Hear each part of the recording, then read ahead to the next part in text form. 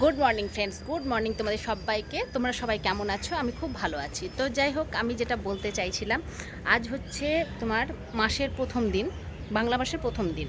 তো আজ আমি মানে আমার 1 মাস পূর্ণ হলো। তো 1 মাস পূর্ণ হলো কেন কেন বলছি, দাঁড়াও একটু চা খেয়ে নিই। চা খেতে খেতে তোমাদের সঙ্গে কথা বলছি। হ্যাঁ, তো যাই হোক, নিয়ে নিয়েছি 1 কাপ চা। তো জায়গা যেটা বলছিলাম, মানে আজ আমার 1 মাস পূর্ণ হলো, যে কারণে মানে এই গত মাস, মানে জ্যৈষ্ঠ মাস যেটা বলে, সেই গত মাসে আমার ছেলের জন্মমাস ছিল।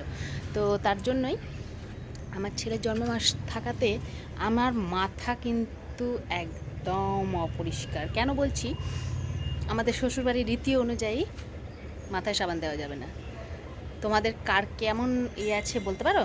তোমাদের কি এই নিয়ম আছে যে ছেলের জন্ম মাসে তোমরা মাথা পরিষ্কার করতে পারবে না বা সাবান শ্যাম্পু দিতে পারবে না? যাই হোক, মাথাতেই একমাত্র পারবে না, বাকি সবই অলওয়েজ হতেই পারে সবসময়। যে তুমি কাপড় কাচছো সার্ফ সাবান দিয়ে, তারপরে গা হাত পায়ে সাবান মাখছো, সবই করছো, মুখ পরিষ্কার করছো, সবই করছো, অথচ মাথা কিন্তু নট অ্যালাউ। তো যাই হোক, যেটা বলছিলাম, এটা এবার লাগু হয়েছে। এটা আর এই রীতি চলবে না।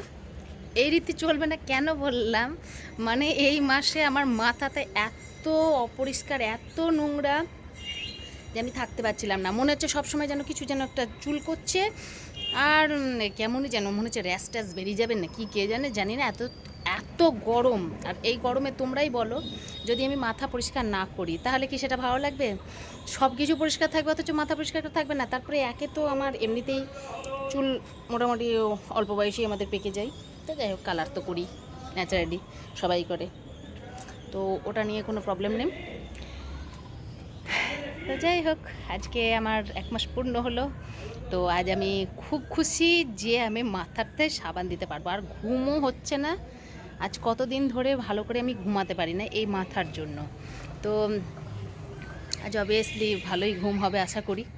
আর চুল তো তোমরা জানোই আমার কত বড় বড় চুল, তোমরা দেখেছো। আমি যদি এই চুল পরিষ্কার না করি তাহলে কি অবস্থা হয়। 1 মাস ধরে আমি খুবই মানে সহ্য করেছিলাম। তো যাই হোক, এবার আমাকে পালা। তো আজ আমার মনে হচ্ছে আজকে সব কিছু, ধরো বাথরুম টাথরুমও পরিষ্কার করার ব্যাপার আছে, সব কিছুই করতে হবে। সব কিছু একবারে করে তারপরে আমি একদম ফ্রেশ হয়ে যাবো। আর আজকের দিন ফ্রেশ হওয়া মানে আমি তোমাদেরকে পরে এসে বলবো কালকে কি হচ্ছে, পরে বলবো। তাহলে যাই হোক, আজকের মতন এইটুকুই তোমাদের সঙ্গে শেয়ার করলাম। টাটা।